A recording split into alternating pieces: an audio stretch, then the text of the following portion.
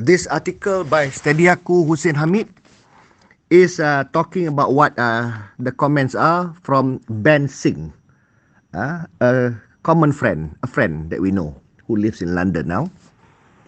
Now he asks very pertinent question, very poignant questions, and I want to articulate this further, and I want this to reach to the ears of the Prime Minister, the Home Minister, the Madani government. Now, look at the picture and look at Najib. Najib has been sentenced to 12 years of jail. He's supposed to do jail time. He still owes 210 million. That is just for one case. One case that involves several charges. He's guilty on all. He has exhausted all the avenues of his legal redress. And he is a convicted criminal. He's a criminal. He's supposed to stay in prison. And if he was not more than 60 years old, he would be whipped like Syed Saddiq. Same kind of a crime, but Syed Saddiq is at a lesser scale. But Syed Saddiq kena whipping because he is younger. Najib, because above 60, terlepas whipping. So therefore, he should at least be doing time in prison. Now, this is one man who has never admitted his mistake, has never apologized, has never sought to make amends, has never repented, has shown no remorse, attacked the judiciary, attacked the government, attacked the judges and the MACC chief. They attack everyone. Dia punya lawyer pun. Semua orang salah. They blame everybody and created all kinds of conspiracy, fitnah. Judge Nazlan. This is the kind of behaviour of a person who wants royal pardon. And his people even put the Agong at ransom that they will actually camp outside the istana if the Agong doesn't grant Najib royal pardon. And all kinds of helah. Pasal tak cukup masa lah. Last minute lah. He had all the months. He decided to change lawyers at the 11th hour. And that cannot be the fault of the court. So he went for judicial review. Pun. It was decided against him. He is stuck in prison. Now, in the meanwhile, he has other cases. 1MDB cases. So many other cases. And these are just the tip of the iceberg. Banyak lagi dia buat yang tak prosecute pun lagi. Now, while all these are ongoing, he's already gone to jail for one. In the meanwhile, Madani government is formed. And Madani government had no choice but to form the government with UMNO.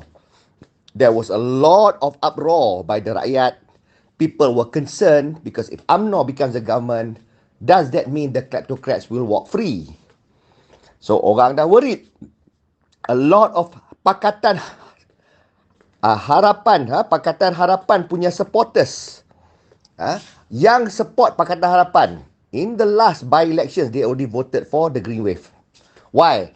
Because they tell us, they tell me, my family, we want to make sure, the only way to make sure that the kleptocrats does not go free. They don't even trust Anwar Ibrahim. They don't even trust PM because of what is happening. Now, sekarang ni, baru-baru ni, Zahid punya kes, DNAA. Orang marah, Syed Saddiq mengamuk. Two-thirds majority was denied. Syed Saddiq tarik sokongan. Lani dapat balik sokongan. All kinds of uncertainty. And of course, Anwar explained himself. I don't blame the government. I even supported the government. I tell them, it's DNAA. It is a prerogative of the prosecution, AG, because he says that there's 11 reasons why it's got to be DNAA. Further studies is required. So, sampai sekarang ni, what is the further studies? Apa dia? Dah berapa lama dah? So, dah interview belum all the 15 witness tu? MACC dah buka balik belum file? Polis dah buat investigation belum? RCI Tommy Thomas dah decide belum? Apa terms of reference? Siapa? Bila nak appoint? When? When is that going to happen? All those issues, Law Minister kena buat statement. MACC punya chief kena buat statement. Polis kena buat statement. AG kena buat statement. So, where? Why? So, is there a wool being pulled over our eyes? Kenapa Syed Saddiq and opposition tak tanya PM on Tuesdays lah? Tanya, what's happening to kes Zahid? You guys are taking money, you tak tanya ke? Government tak tanya, maybe semua ada kena tutup mulut pasal UMNO uh, UMNO punya boss is the one that is involved here. Okay, so at least janganlah bagi senang lepas, kan? Tanya. We accepted, court accepted your so-called cogent reason. What is happening to the cogent reasons? So now, apa pun, to a lot of people, they still don't believe. They believe this is just an excuse to just lepaskan Zahid because Zahid now help the government to be stable. Now, I'm not okay with that. That's a red line. But I don't believe that because I like to believe that the system is working and AG office is proceeding to do their work. We need updates. Rakyat need update. The world wants updates. What's happening to that? Now, in the meanwhile, Najib kat prison. He's in prison and sometimes we see his tweets. He can somehow access social media and congratulate somebody and comment on something. How? Tak ada jawapan pun. Fahmi Fazil kata apa? Where is the answer? How come he's got access to that? Is he the one personally doing that or somebody has control of his account and how are they communicating? Penjara bukankah ada syarat berapa kali boleh jumpa sebulan semua? Is there different standards applied to Najib? Najib boleh jumpa dia punya aid apa semua ke? Penjara pun yang boleh jumpa hanya family. Anak, bini, suami.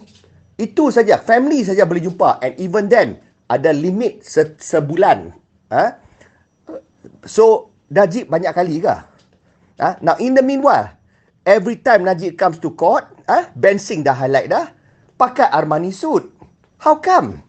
He is a convicted felon. Kenapa convicted felon lain pakai orange suit? Pasal apa Najib pakai lain? Is it because convicted felon lain tak curi sebanyak mana Najib curi? Yang curi, kalau you curi banyak, then you pakai baju mahal. So macam tu, kalau curi lagi banyak, berbilion atau trilion, then pakai baju emas kot. Is that how the Madani government is running the law now? Kenapa ada beza? Why some people pakai orange, some people tak? Jadi sekarang ni conspiracy theories are flying around. Then Najib is not really in prison pun. Dia ada special punya cell ke, tempat yang comfortable ke. We don't know. Tak mau tuduh. Tapi everything in the dark will come out to the light. Tapi sekarang bila benda-benda macam ni jadi, people begin to wonder, people begin to be suspicious lah. Faham tak? Pasal people wonder now, betul ke Najib dalam prison ni? Is he really being punished?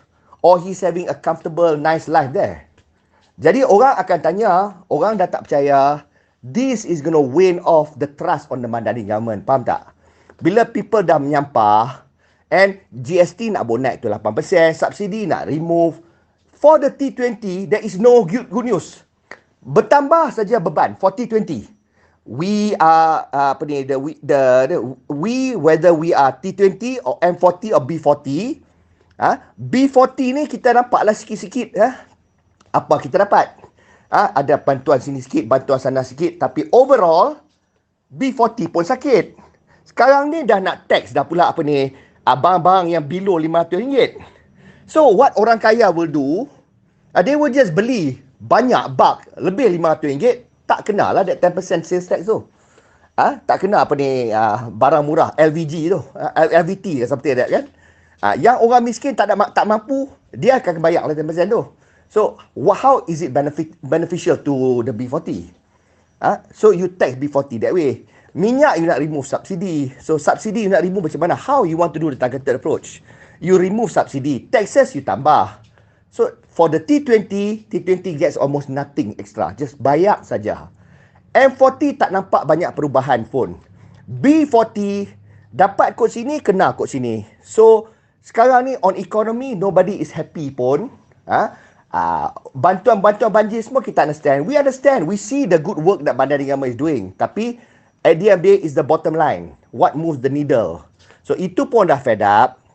The law entah ke mana, sekejap sini, sekejap sana. You on Palestinian flag orang kena, tapi on Israeli flag orang kena, tapi Palestinian flag tak apa.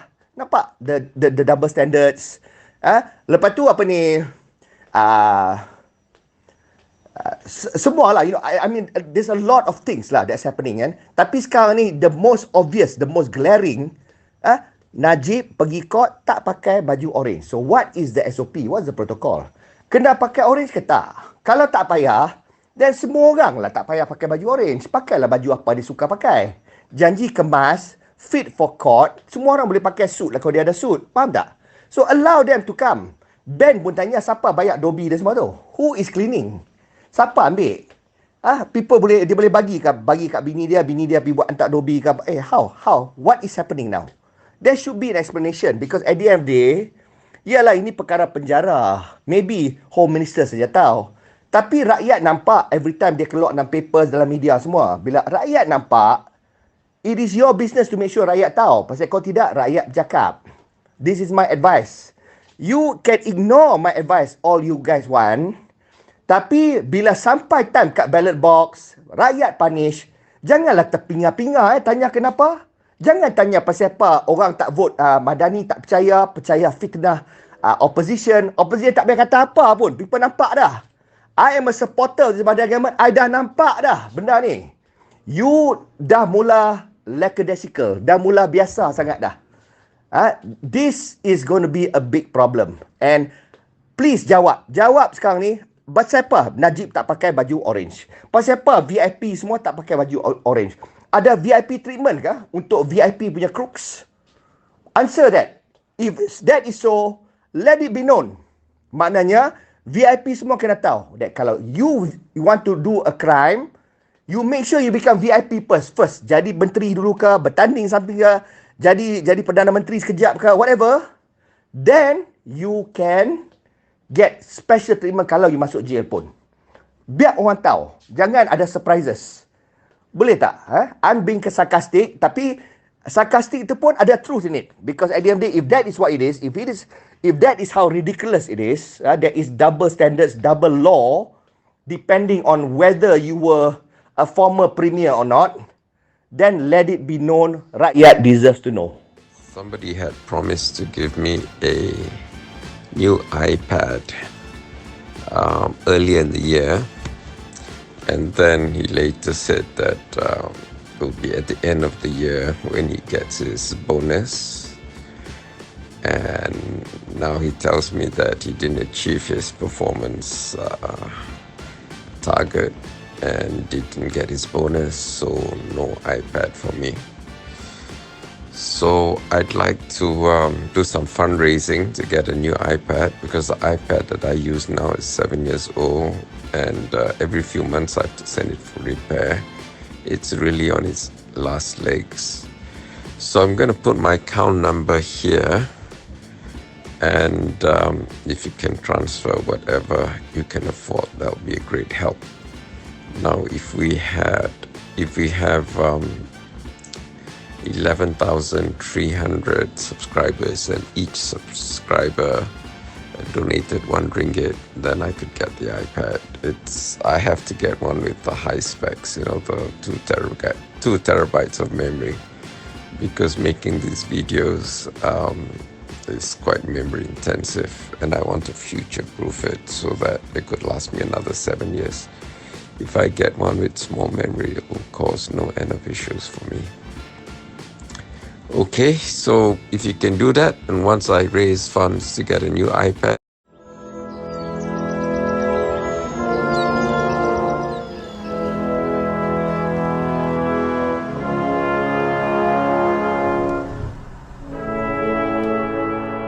If anything in this video resonated with you, be sure to like it, share it with your friends, leave a comment, and as always, don't forget to subscribe.